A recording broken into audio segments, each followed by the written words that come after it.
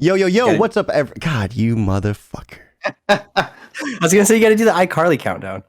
I don't know what that means. Never mind. What? Just do it. Do it for me. Go ahead.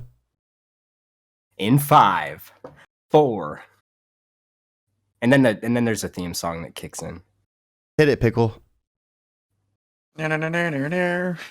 So, what's up, everybody? Welcome to tonight's episode of Cutting the Shit. We are cutting the shit with our good friends CloudyLQ and Tipsy Pickle.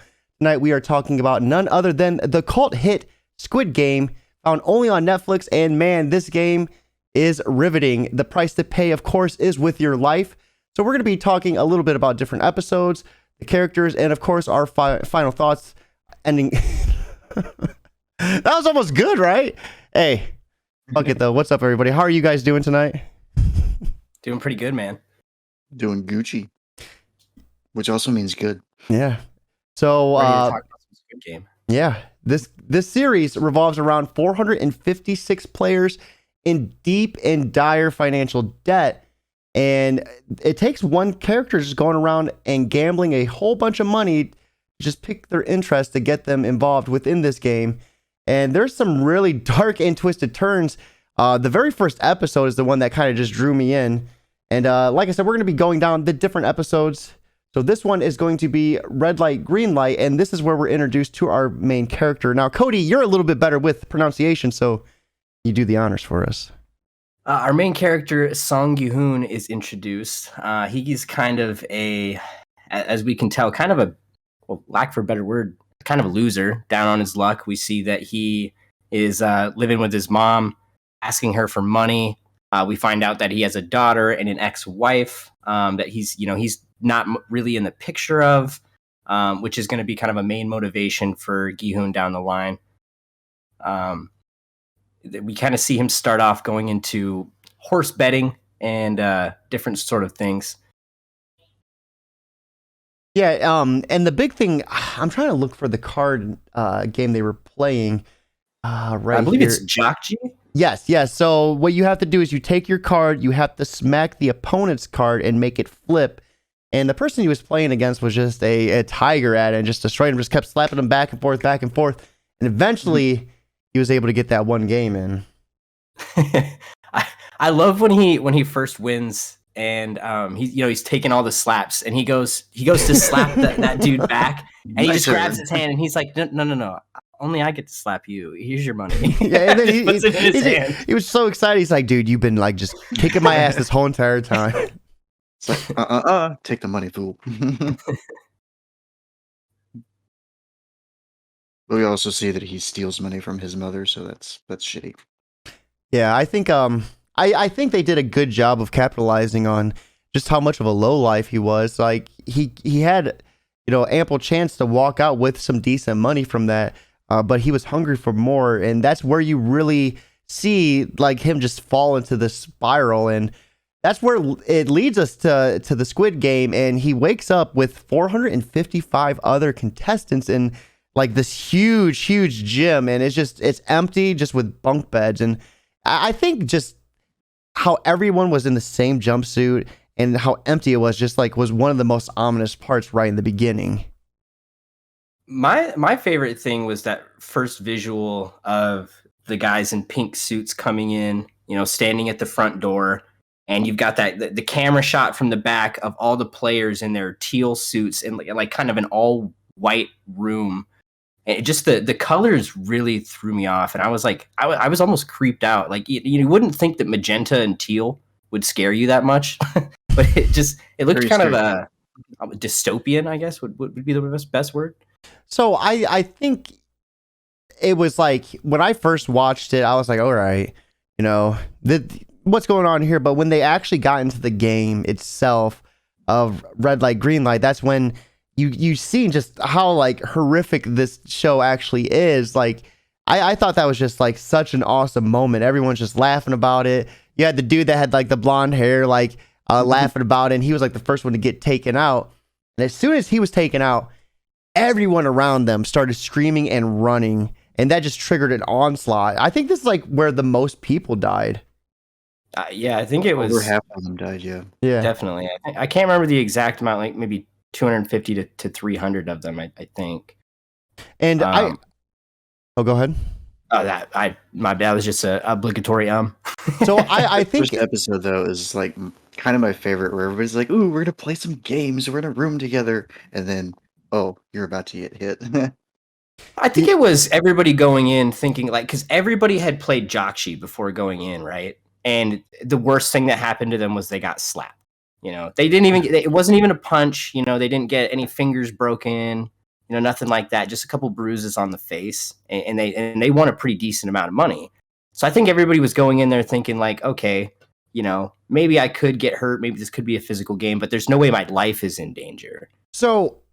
I don't know. I feel a little bit differently because we got to remember after they agreed to it, they woke up completely drugged, and they got in a van and were completely drugged and woke up in this gym having no idea what the hell was going on.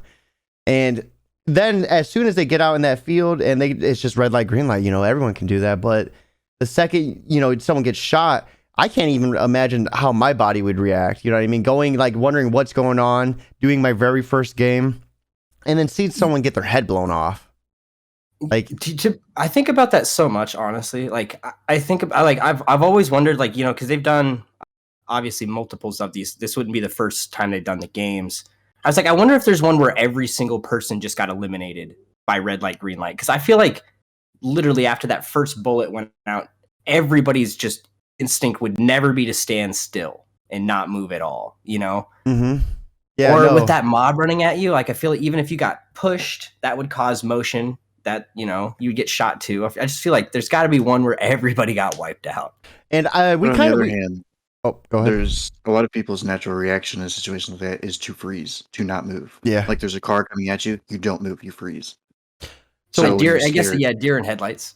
We did also forget to mention this is where our main character also meets his best friend growing up, Sang Woo, in a surprising turn of events, because he was always under the impression that Sang Woo was some well-off rich person from some business school. I forgot the meme already, but The pride of their neighborhood. I can't remember what neighborhood they're from, but pride of their neighborhood, graduated top of his class from Seoul University. There you go. And he sees him in this, and it's also during this that we meet Ali, who saves him in one of the most like just Chad moments. Our man falls and Ali just grabs him and just holds him, and it's like so tense that entire time.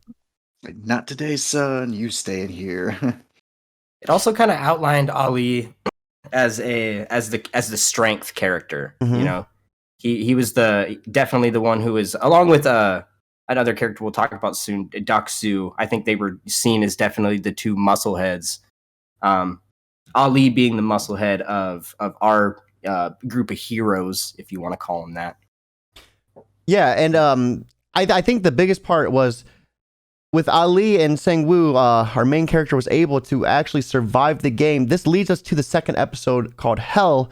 And this is where we actually, see that half of them have died. So they vote on the majority rule to end the game.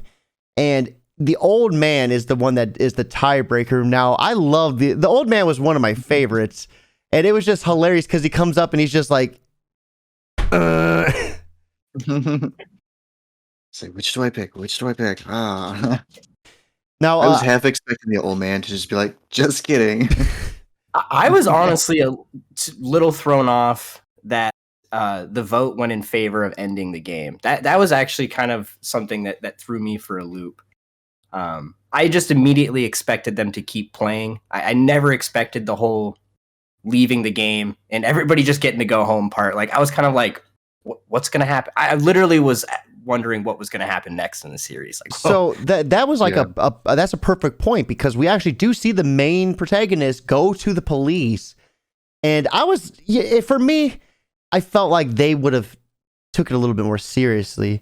I could see where they thought him a little bit deranged, but I don't know. I feel like, if something like that was being said, they would look into it a little bit more, so that's where I felt like there was a little bit of plot armor. But we also did see the police officer detective go follow him because his brother was missing.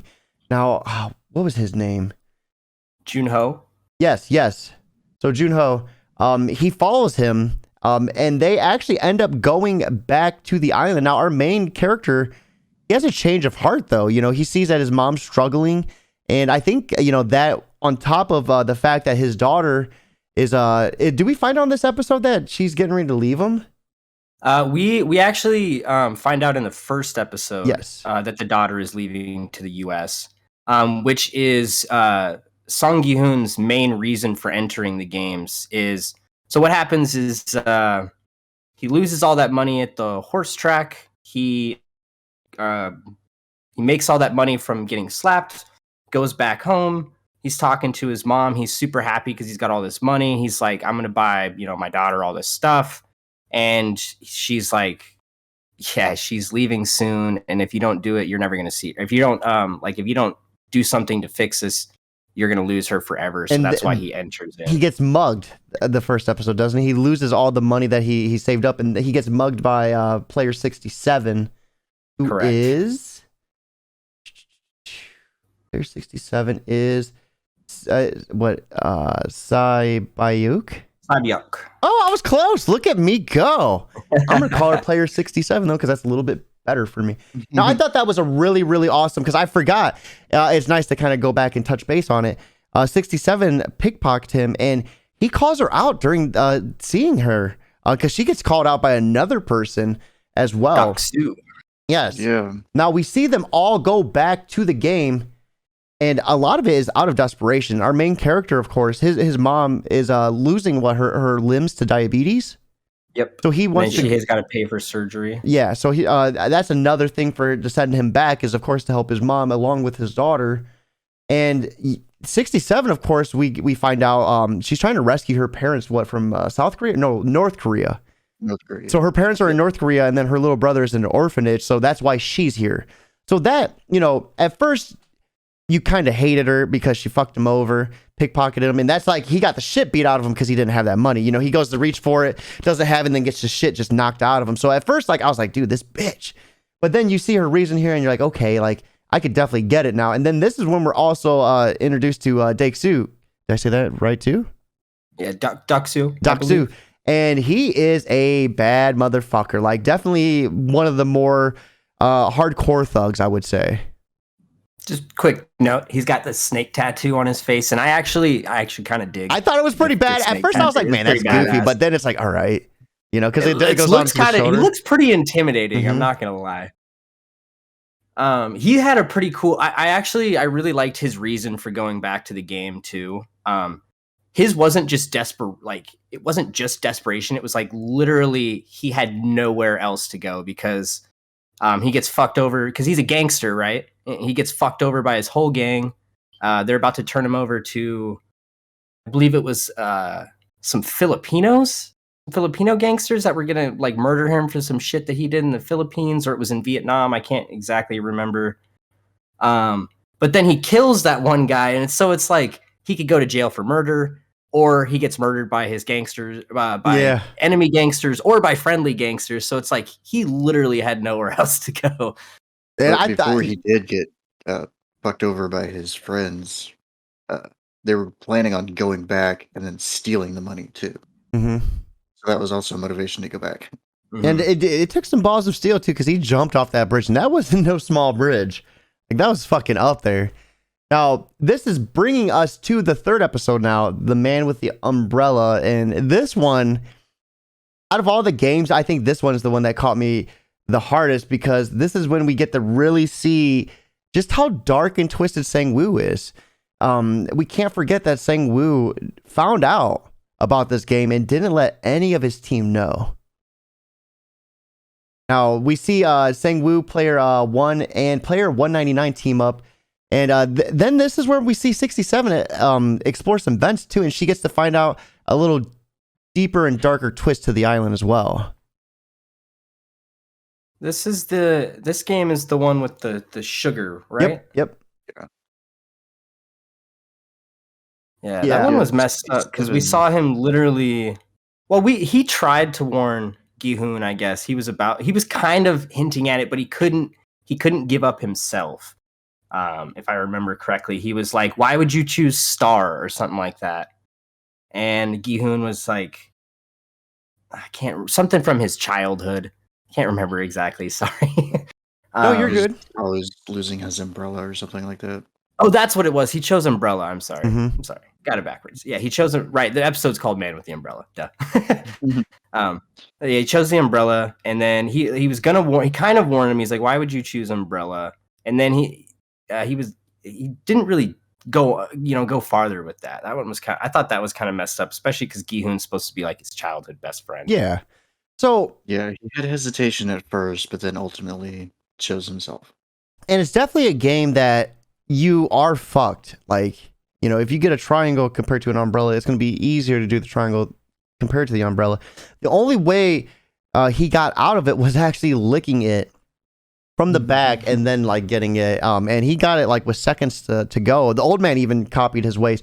Now, I thought the next part that followed was a really interesting part too, because we see one of the people not want to be killed. So he takes one of the pink guards hostage, and the guard takes off his mask, and then we see the guy get killed, but then Frontman kills the guard because he revealed his face. And the guard was just a kid, pretty much. So that was also kind of shocking. Like, how did you even wind up here? Yeah, I do wonder how they get the guards. I guess, Which from that point on, it made me think, like, are all the guards like children that they've just like taken or something? So, and I think, we're going to talk about this in, a little bit to come, but it has me wondering if they have anything to do from previous games. I was just about to say that. I was like, could possibly be previous game winners or people that chose to leave the game, like let's say everybody voted for the game to end and they all got sent home, and instead of being invited back for another to play, they got invited back as staff. That could be. So I do want to make a quick note too. The man that killed took the guard hostage, he killed himself, but the guard did get killed for revealing his face. I just wanted to correct that because I think I said he got killed. Now, episode 4, Stick to the Team. This is where things get a little bit more grimmer. We see that player 111 is actually an old doctor, and this is where you see the darker side of Squid Game. Outside of people just getting murdered and blasted, they're harvesting organs for the black market. Now, the police officer has already got his way into Squid Game deep, and this is where we actually seen him take the role of Guard 29, and he was actually forced to help like harvest some of these organs. I thought that was fucking pretty insane too. I was really impressed at how he got through that. You know what I mean? Just going through and not knowing anything about what post he's supposed to be at, what job he's supposed to be doing. It was like a secret within his secret. He was like basically infiltrating two organizations at once almost. And yeah, he was just going off the whim. It was almost like pretty heavy, I would say, with plot armor as well, because realistically that one guard was on his scent like right off the rip. Like he turned and looked at him. I was like, shit, dude, this took seconds. And the fact that he was able to somehow bullshit his way through, because there was multiple guards that called him out and were like, if you don't clean up, we're gonna kill you, basically. Like, and somehow he got like just bullshitted his way through the entire time. Yeah, the one that got me was sorry. If you remember, whenever that one guard got shot for revealing his face, he actually took that guard's mask so he could change identities. It's true. That's a good point. Yeah, so he went from like a low level to a higher level because that particular guard was like a manager or something. Yeah, and when someone went to question him because of that, he was able to like pretty much like tell him down because he was higher up. Yeah. That's a good point that you bring that up, because now it makes me question. So when he went through the door, they scanned him, right? And they were like, number 29, I believe it was. You're finally made it. So wouldn't he, if they scanned his mask, wouldn't he come up on their registry as dead or something like that? I just I don't know. Or did he switch? Or did he switch? Or did he switch back to his circle mask when he went and did that job? I think he kept the higher level one, but in a later episode, they kind of explained that. Okay. I can't. Okay. So this episode also features the light out segment where we see that the guards truly just don't care. for the time being. And people are just stabbed and just beat and mauled to death as soon as the lights go out, and pretty much until player one like screams out for everyone to stop. And we'll get to the importance of that later on, but I do want to touch base like how often things happen, and when you look back at it after knowing the ending, like it all like starts to like come together. You know what I mean? Because when he cried out, I was like, dude, how, like, they don't care why they stop. But then we are introduced to the next game, and this is going to be taking place in episode 5 of Fair World, and that's going to be Tug of War. God. The Tug of War one, that was heavy. Like, so for me, like, for them getting shot, easy peasy. I see people get shot all the time. When you actually see them fall and their heads split open, you could see the brains falling out of the skulls. Like, you could see that if you paused. That was fucking brutal, dude. And it wasn't like no easy.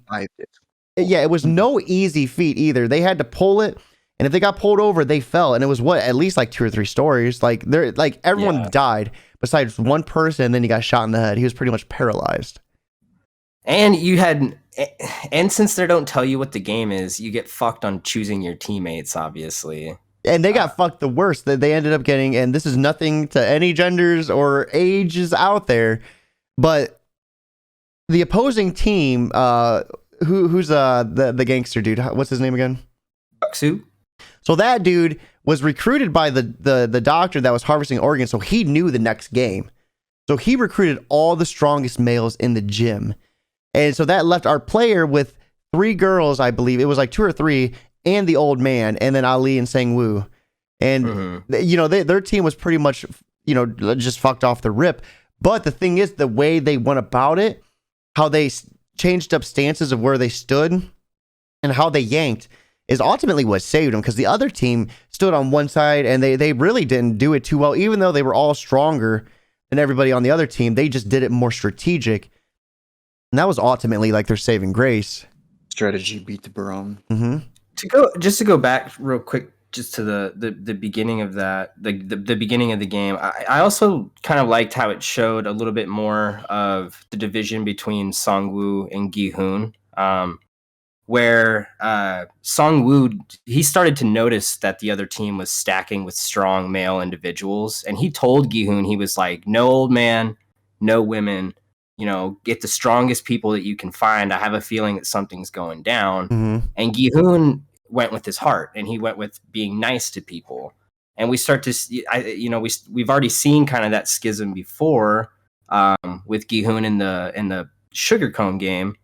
And so it's kind of nice that they like each episode they flesh it out more and more of Sang-woo's ruthlessness and Gi-hoon actually being a nice guy, because in the beginning we kind of see that he was a piece of shit, and so it was nice to kind of see as he progresses in this deadly game that he actually becomes a better person. Mm-hmm. Where the person who's supposed to be the paragon of the neighborhood actually gets worse and worse progressively. So it's funny you say that. I ultimately viewed them as like the yin and the yang.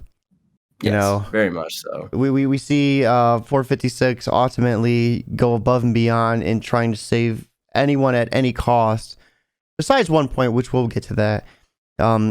But I think it's really important to keep in mind too, these people, they're on their, this is like their 3rd game. They've already seen 200 plus, almost 300 people die, just murdered, flat out. I believe this is the episode where food was taken from them too. Or they were actively almost being starved at that point. So basically, it's like every day they were given like one boiled egg and a carton of milk, or Well, they got less and less. They have no sleep. They just did the tug of war. Everybody's like on the brink right now, and it's I want to say that I wouldn't be that guy, but at the end of the day, I think I would be that guy. Because I don't know any of these people, and like when it's in a game for survival, you have to make your choices, because at the wrong choice, you're going to end up dead. And that's where being a nice guy is going to get you last. I think that's why kind of like I could kind of forgive the one character that we who's really important that we haven't mentioned yet. Han Minyo, 212. She's kind of the older lady that's basically willing to make an alliance with anybody, do anything as long as it's getting her to the next round. Mm-hmm. You mean? And she's very shrewd about it too, even though she's spanky. loud and brash.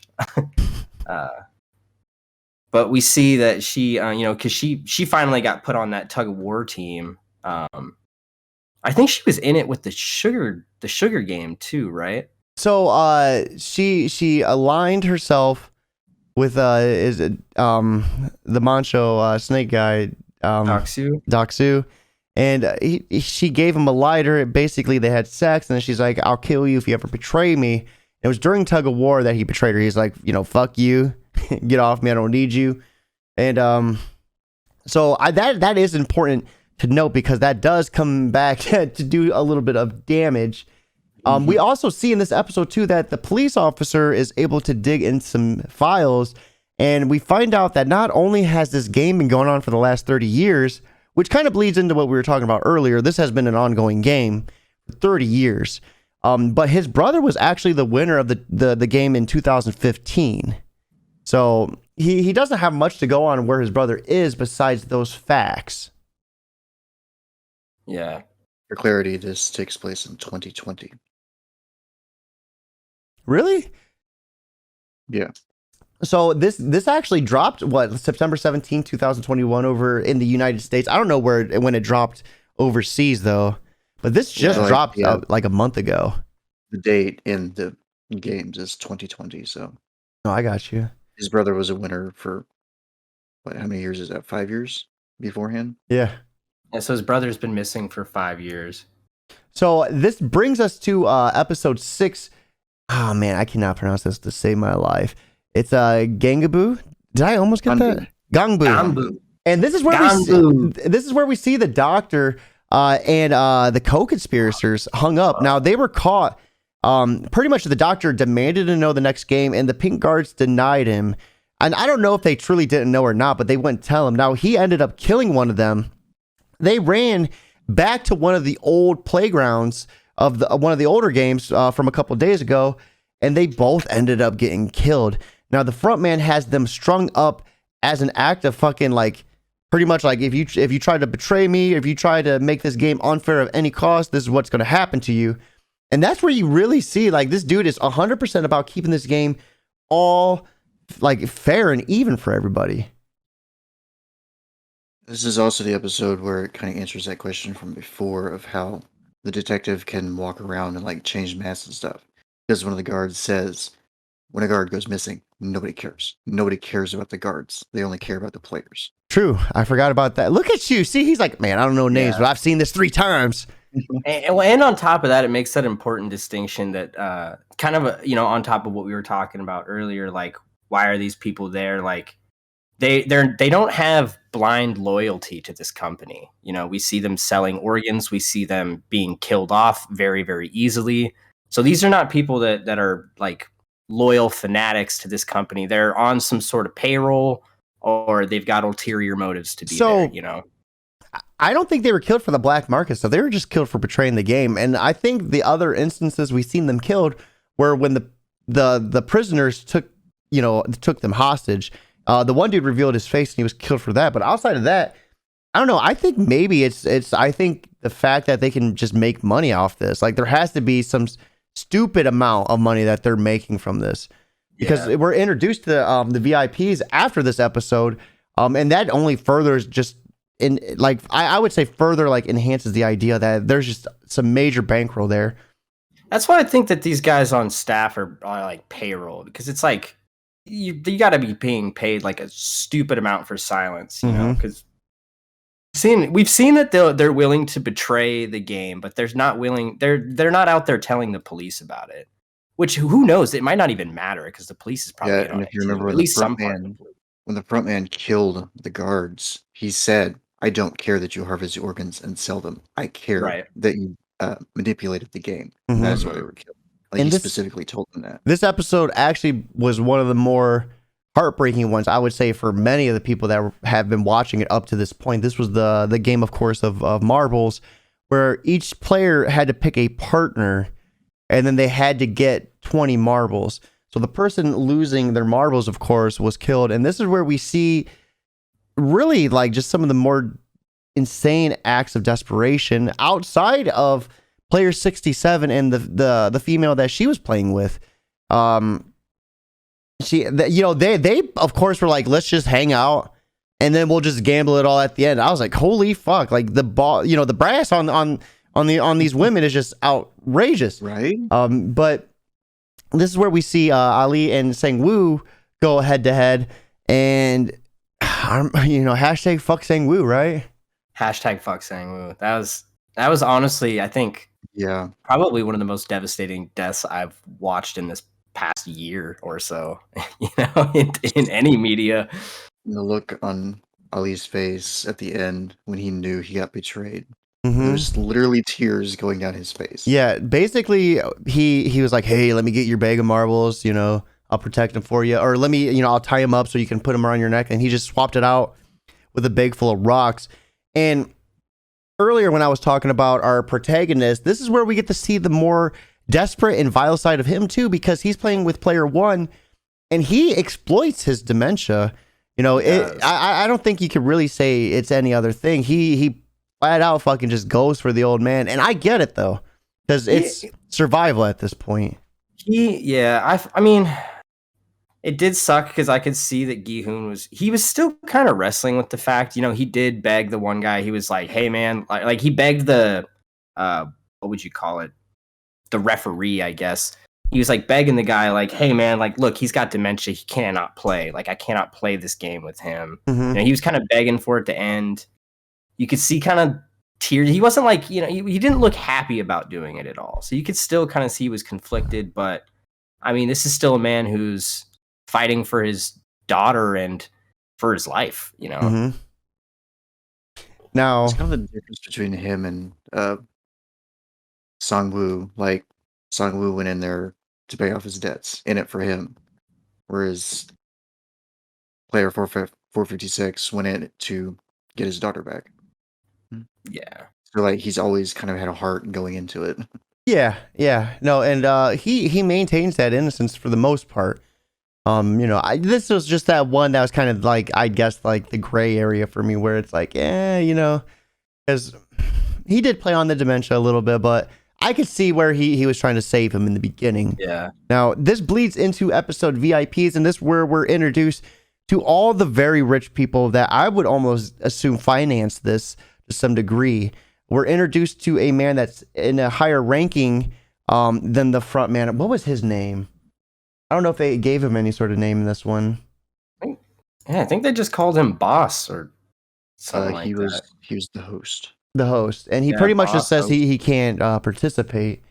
And this is where the police officer, he's actually made his way to one of the inner chamber guards, and one of the VIPs like wants to have sex with him, and he's able to subdue him. I was surprised at how he was able to, because the dude was screaming like a pig, Grabbed him right by the balls and gave him the old dick twist.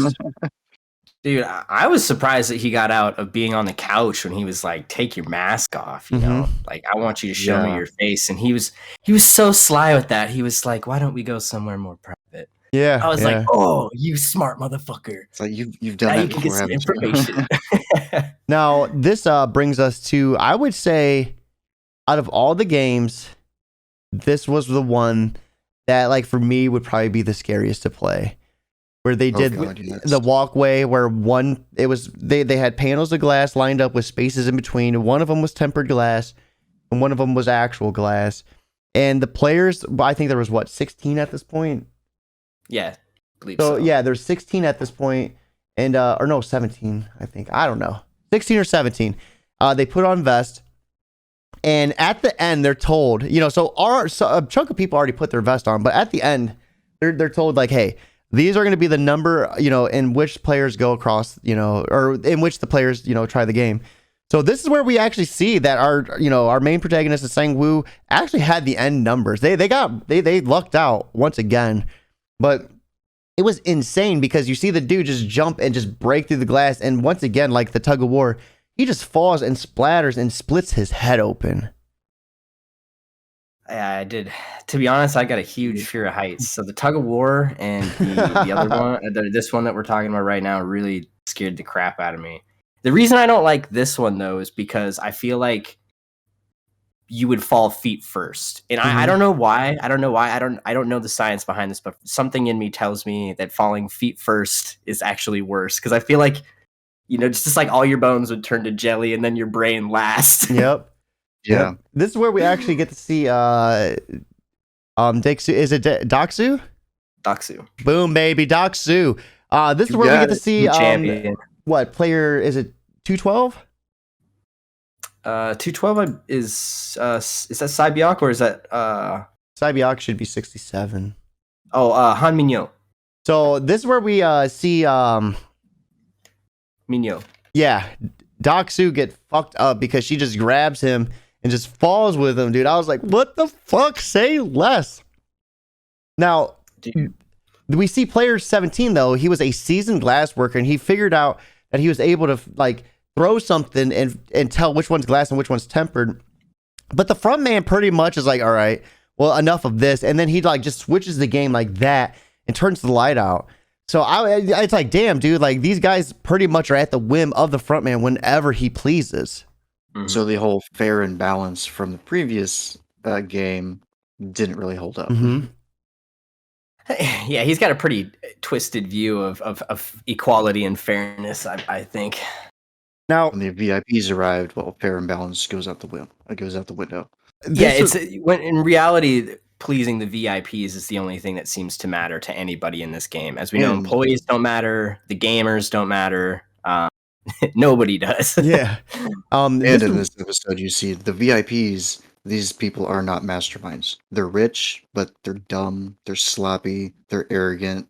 Like the one guy literally said, "Oh, the game is bigger than the little model in front of him." Of course it is. Or the one guy, how he bets. Like, what makes you choose 69? I love 69. Mm-hmm. Why'd you choose 96? If I can't have 69, I'll take 96. Yeah. Now, so these guys are not masterminds planning out all of this. They're just having fun. No, they just have a stupid amount of money. Yeah. That's why I think, they have to be the financiers. They have to be pretty much the ones that are bankrolling everything. Because they're able to change it on the whim. That dude was able to do whatever he wanted with the police officer. One of the biggest parts, though, is like the three people win. We had player 67, Sangwoo, and 456. The worst part is, though, the tempered glass bridge explodes, and they're all hit with shards of glass. So even though they got across, they still got fucked up by it. I'll wait till we do a final thoughts on that, but yeah, that part just unnecessary. The explosions at the end. Yeah, because it actually, a chunk of it catches 67. Should we just talk about it now? I don't think it really has any impact. I think until episode 8. I just meant like, do we want to talk about opinions on it, or do we? I mean, we can. It's the stupidest thing that happened in that show. The absolute stupidest thing. So what makes you feel that way? It's just why did it happen? Just why did that need to? I guess I know why it needed to happen for the the ending, but it just felt so out of place, and it felt like they didn't know what to do with Sabiak.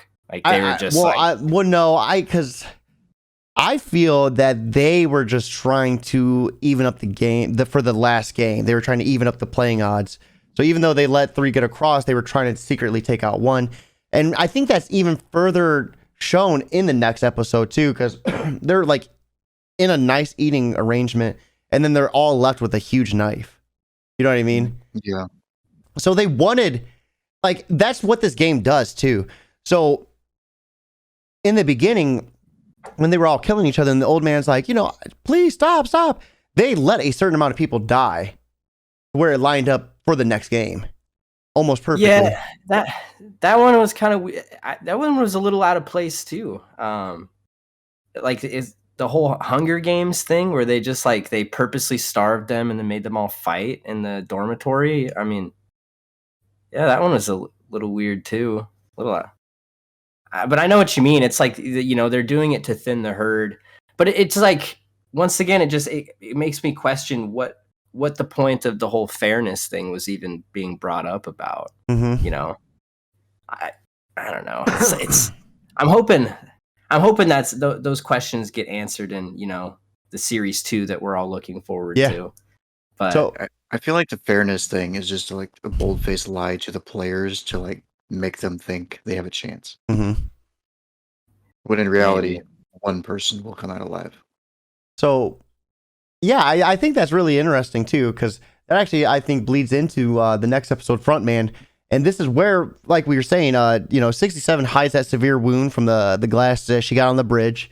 They have a nice dinner. There's a steak knife, and basically, this is where they're just trying to make alliances. And Sang-woo knows that he's going to be fucked. He knows that these two are going to be going against him, and this is like another one that just, comes back. He sees 67 dead, and Sang-woo, the one that killed her. And it's, I mean, would you or would you not even the playing field if you knew that these people were going to fight, against you? At what point would you not make that call too? I kind of wondered that too, but I mean, that's a big thing that, we've seen in like the Hunger Games and like Battle Royale, any thing like that. We see these people with hearts get thrown in, and it's like, at what point do you realize that only one person comes out of this, Mm-hmm. So I kind of agree with you there. Like I too would have those thoughts. I would be sitting there knowing if I, even if I didn't kill them, they might just kill both of us. And then what's the fucking point? I might as well take the money. I mean, because that's the thing though. Sang-woo was smart enough to know that 456 would have a hard time killing him. He was able to figure that out. And I think that was further exploited when he killed 67. This was also one of the more interesting episodes because we find out that the frontman is actually the police officer's brother. That part, I'll be honest, I didn't see it coming. I for one, didn't foresee the frontman being, I thought that his brother was going to be one of the higher ups, one of the VIPs or something.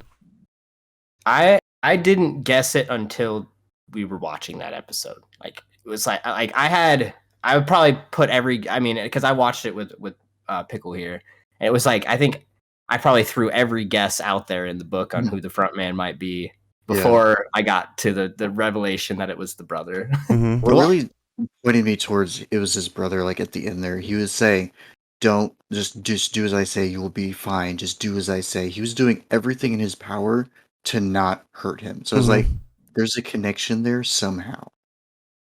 Well, I also watched it with Tipsy because he's a whore apparently, and I was just blown away too because the thing is, we see the police officer get shot, we see him fall into the water, but it wasn't necessarily a headshot. Yeah, it was in the shoulder, and I mean, time and time again, we see people, in movies and of course, walk away from that type of injury, falling into a water source, not falling into just the ground off a cliff, but into an ocean.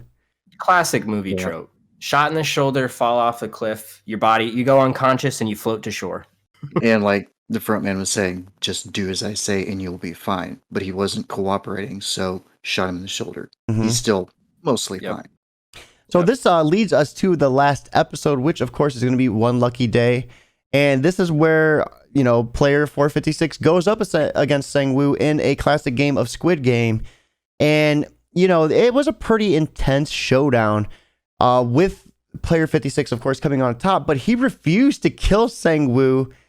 And this is where one of the more insane scenes happened, I felt. I didn't see that happening at all. I didn't either.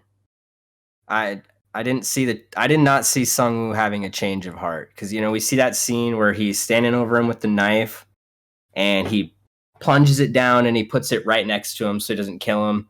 And when he got up and was gonna let him go, I always assume it's going to be that classic one where he goes for the knife and then he's forced to kill Yes. him. You know, Yes. exactly what I thought was going to happen. Then he's just like, I'm sorry, man.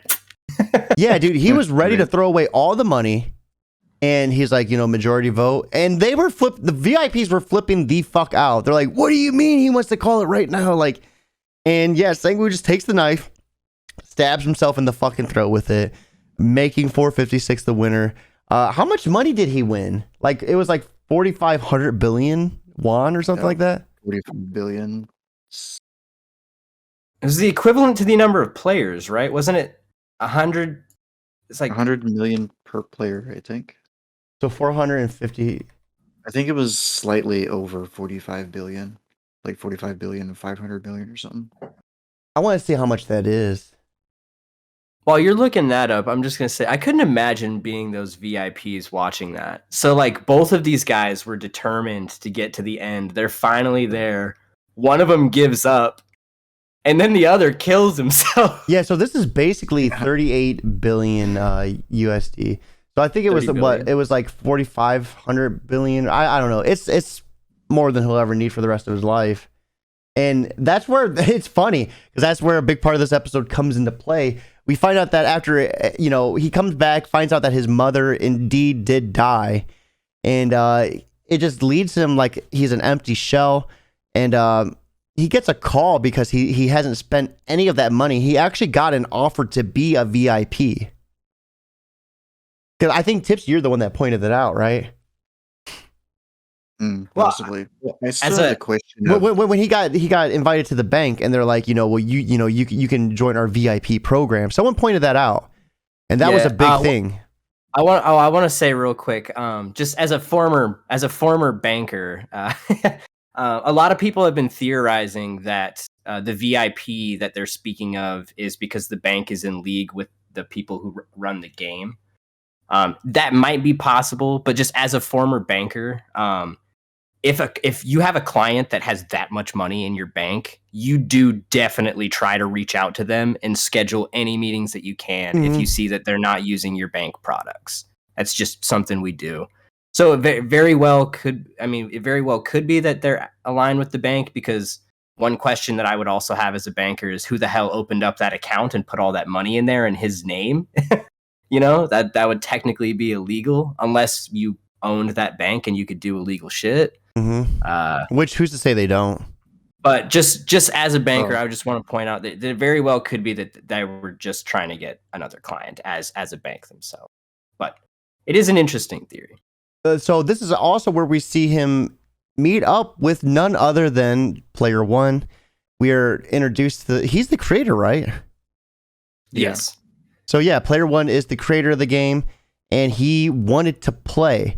He felt like watching on the sidelines was not going to be fun enough, and he actually wanted to be in the game. And after knowing that fact and going back and watching it again, you were able to see that happen. Where he called out during the fight, when he was shot during the marble game. We never seen we seen Ali with a bullet, hole in his head. You never seen Player One get dragged off. It took me by surprise though, seeing him on the bed. I didn't see that coming one bit. Yeah, I didn't expect that one, not from him. But this is also the scene where he doesn't really say exactly what he does and how he funded it, but he said he lends people money and makes money. So like maybe he is the owner of that bank. So like that makes sense. Yeah, he said, eventually you make, and one of the part that was just like a kick in the nuts, he's like, poor people and rich people don't have, they have one thing in common. It's like, you don't know what to do. When you have so much money, you don't know what to do with it. When you're poor, you don't know what to do, without it. Like, I thought that was a really, interesting comparison. And they played one more game. There was an old man on the corner, and basically they're like, if someone helps them by the time they die, Player One was going to kill him. But if not, what was Player One going to do for him? Or Player 456, was he going to give him all that money back? I think he was just taught No, he was going to explain. He was going to explain something to him. He wanted Gi-hun wanted information. And that's what it was. He was like, if I think. Hold on, I got. Well, he I gotta won look it up. ultimately. Yeah, like he said, I'll explain everything if you win. But like there wasn't like if I don't win, I don't tell you anything because he hmm literally said everything right then. So I think it was just kind of a just throwing that out there. Let's play a game So while this I just explain shit to you. leads us to the end, which has been kind of controversial. A lot of people are kind of confused by it. And I don't know, me myself as a parent, I was kind of taken back by it as well. But we see player 456 find the recruiter that caught him. And he eventually ends up getting a Squid Game card and calls. And Frontman's basically like, get on that plane. You don't want to do this. Turn back, you know. And we see player 456 go back to the Squid Game. Dun dun season 2. Yeah, you know, My brazen red question- hair, all that, dude. He's ready to Oh go. god, the red hair. That's just why. Yeah, the red hair was interesting. But my thing is, he left his daughter hanging at the airport terminal too. Yeah, that was shitty. Like she's just gonna be wondering, like, where's he at? Like, is he gonna call her back? Mhm. Like, hey, I'm not Well, coming it's now. like, you know, he took care of Sabiok's brother and whatnot. Took care of Sungwoo's mom. You know, but he didn't take care of his own daughter. The whole reason he joined up in the first Yeah. place. So it was Yeah. kind of. So it kind of still fills in that he's kind of a scumbag. And he went above and beyond too. So he took player 67's brother and put the brother with Sangwoo's mom. Like, so they, you know, yeah. I thought that So was he had a awesome parental. too. Yeah, he had a parental figure and money to live on. I mean, that kid got a pretty substantial chunk of change too. And I don't know if I would call him a scumbag about the daughter thing though, because it's not like she's really yeah. leaving her out in the cold. I mean, she's got a stepdad who's, you know, well off. They're moving to the U.S. She obviously she loves her father, but I don't think, you know, maybe waiting another year or so while he destroys the games is going to be too bad. I imagine once he fulfills his mission that he thinks he's got now, he's going to go back, take care of her. Yeah, At least I hope so. Man, I don't know. But at the same time, he could easily kill him and then trying to go back and destroy everything. So Yeah, the thing is, like, I get he's traumatized, but like, I don't know if you're doing that for your kid. Why don't you like spend some time with your kid? God damn it! Like a year is a long time to go. Oh, yeah. A lot of people have speculated though that plane was going to be destroyed, that he would have never actually made it to LA. You know, and that would make sense too because they were keeping tabs on him. Yeah. So, Which I have a big question. Player 1, the old man in charge of everything that created it, is now dead. Is the front man now the guy completely in charge? Because the Possibly. front man was the guy that, you know, closed his eyes as he was dead and then walked off. That was the last we saw of the front man. So I mean, I would be interested in seeing what happens with player 456. What if he becomes the new front man? I was just thinking that. I was like, what if he was like trying to set Gi-hoon up to be the next owner, you know, the next host or whatever. Yeah, because player 1 really liked him. So, like, did he kind of rig things and make it so he came out the one on top? But And then they're why- Ganbu. why would they which wanna- Ganbu share everything? Why would they Yeah. blow up the plane then? Well, the blowing up the plane is just a theory. Well, We yeah, don't know. I know. But I'm just saying, like, it would almost defeat the purpose of him like going back. True. Yeah. Because I don't know, dude. Like, just being someone who has kids, like, I don't know, man. Being traumatized would be one thing, but like, what he did it for his kid. Like, why the fuck would he leave his kid to go back? Right. Like, I get wanting answers and shit, but at what cost? You know, he knows that he has a 1 in 456 chance of dying. Well, see, what my thing is how he expects to just be let back in. You know? Yeah. Yeah, he has no idea where this place is. Like, they drugged everyone, so they have no idea the location or anything. Well, yeah, and they drug everyone. They could just kill him. Like, they could just fucking. Yeah. And he didn't turn into a super spy. I mean, he didn't even kill anybody the entire time. So, let's point that out. Yeah, yeah. And He the only didn't gain person any that skills while he was in there. Except actually maybe knows just- where this place is the detective because he wasn't drugged when he went there. He did. The detective also got those text messages off. At least I believe. I think he had enough signal to get at least a couple of those videos to the police chief. But that might be, back to our previous point where the police chief could be involved with Or it. I mean, if he fell in the water with his phone too. Oh, I just mean I think the messages would have sent before he fell off. Because he was like sending a bunch of them, so I feel like at least one or two would be sent. Well, it did show that one scene where he sent them, but they didn't send, so he's trying to resend them before he got shot. Yeah. So I think this would be a perfect segue to just final thoughts. What were your guys' final thoughts on this? We had 9 episodes at pretty much 45 minutes to an hour an episode, and it was one of those series that was binge worthy for me. I definitely, when we would end, our nights where we'd be watching it in Discord, I wanted to keep watching it because it's like, God damn, like the cliffhangers were good. Mm-hmm. I mean, I watched it 3 times and I was still like, I want to watch the next episode. Let's go. Even though I know what's going on, like every time I watch it, it's like still little things that you pick up on. I definitely binged it too. The first episode was just it grabbed me, man. That like at first, because a lot of people they didn't really tell me what it was when I was going into it. I figured it was because a lot of people recommended it to me, so I figured it was like horror or something like that. And then I would ask people, and they're like, "No, it's not scary." I'm like, "Well, do people die?" And they're like, "Yeah, there's a couple deaths." I'm like, all right, okay, yeah, sure, I'll give it a try.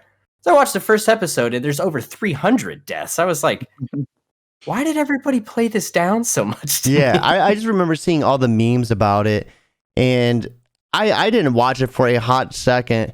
And then, I was just talking to the boys. I'm like, dude, I really want to start doing Discord movie nights.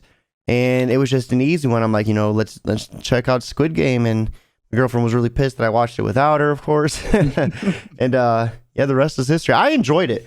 I'm excited for season 2. I think it has really good twist in it. I definitely think it's one of those ones where you could watch it again.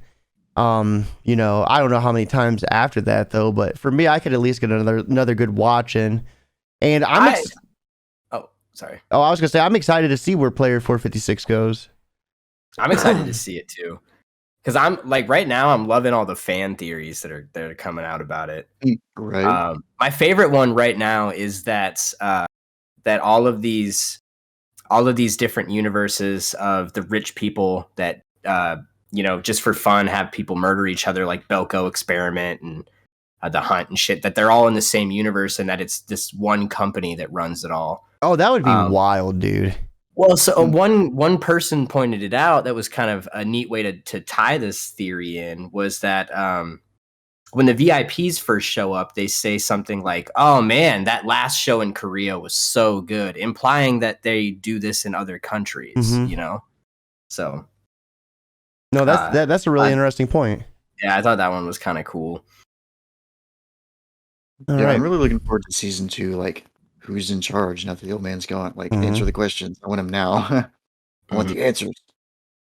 No, I think we're gonna see a lot of things pop up in season 2, and I'm excited because that'll give us another episode of Cutting the Shit. But I think this is a perfect time to wrap it up. A big shout out to Cloudy and our boy Tipsy Pickle. This has been Cutting the Shit, and we're out of here, guys.